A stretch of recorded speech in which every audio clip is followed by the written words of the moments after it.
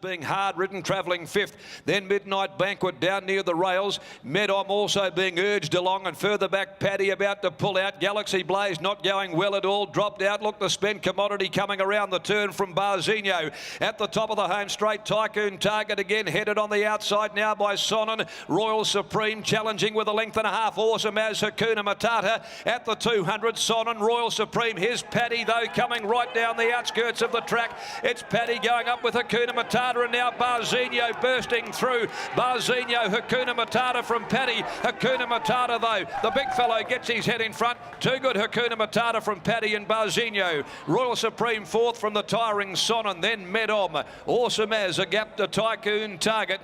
Further back in the field to Midnight Banquet. And the Geraldton Galloper has dropped out to run last, Galaxy Blaze. Number 8, Hakunamata. Ridden by Mathieu Autier. Out plugging him here. He's a big one-paced plugger, Hakunamata. And there was a lot more pressure on there in that race, with Sonnen expected to lead and get it cheaply, but that wasn't the case at all. Tycoon Target was up there eyeballing and making him go hard early. He got back to the front, Sonnen around the corner, but then the challenges were coming. Hakunamata, Royal Supreme, and then Barzinho, who started to work his way through a bit of traffic. But at 10:10, 3:30, number 8, Hakunamata, dropping back from 2,200 to the 1,800. He certainly had plenty of Ks in his legs going into the race for the Ross Price stable, and ridden by the Frenchman Mathieu Autier. Hakunamata salutes by authorised from Willow, owned by Trevor Delroy's Wired Up Valley Farm.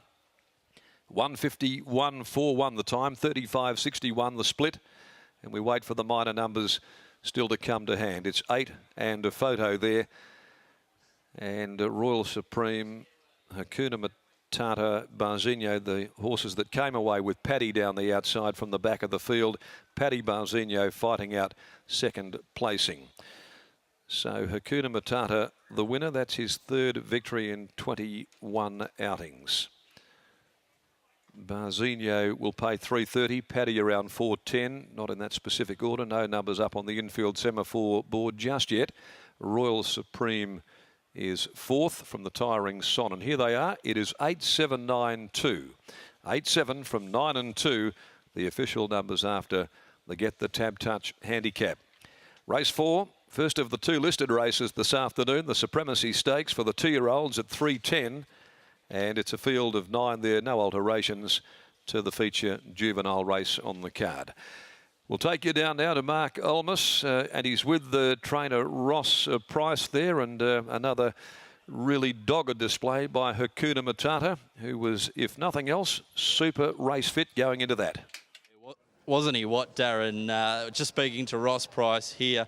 Look, an 18-start maiden, and then he comes out and wins 3 in a row. Ross, you must be thrilled.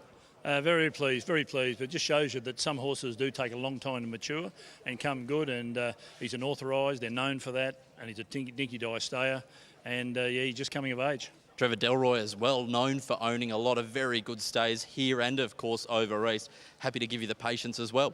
Absolutely. And yeah, we've got a good association with Trevor. And yeah, he's doing a good job with his horses, both, as you say, here and in the east. And he's over there today on his farm over there, setting that up. So yeah, no, it's a good result for him. Tell us a little bit about this guy. Of course, he broke through at maiden level only 2 starts ago, and that was a nice, tough win. But then last start cleared out with Musical Art.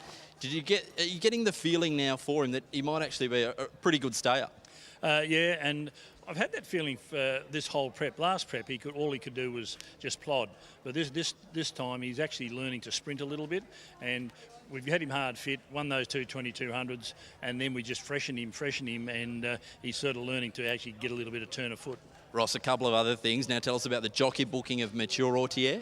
Yeah, well, Chris Parnham, he won his 2 races on him. Unfortunately for Chris, he was suspended, so we had to find another rider, and Matthew's a very good rider of stayers, so had no hesitation of putting him on. And the programming back to 1,800 metres was of some concern to you? Oh, yeah, look, it was, but You just don't know in these races until you put him in and have a throw at the stumps. But look, from his last start, he's only had one little short gallop, and just freshened him right up.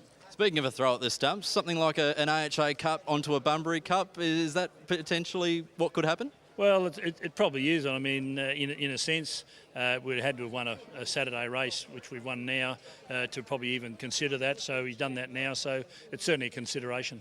Ross, congratulations, well done. You deserve it. Thank you very much. Ross Price there, a patient and persistent trainer, has done a great job with this galloper. We'll quickly catch up now with the Frenchman. He's had a bit of a break due to suspension. Great to have you back, mature, and great to be back a winner. Yeah, I did that last time. I got back from suspension and I won straight away. Obviously, I did the same thing today. Tell us about this guy. You had to get stuck into him fairly early on in the race, and he responded well. Although a grinding effort, he responded quite nicely. Yeah, well, today we knew that it would be a bit shorter, but obviously his trainer kept him a bit fresh today. That helped me to be on the first four during the run. I always had a good run all the way covered, and he is sort of the horse who keeps trying all the time. He doesn't have any turn of foot, but he's really strong. Mature, brilliant ride. Well done. Congratulations, and to many more. Thank you. Off to Eagle Farm.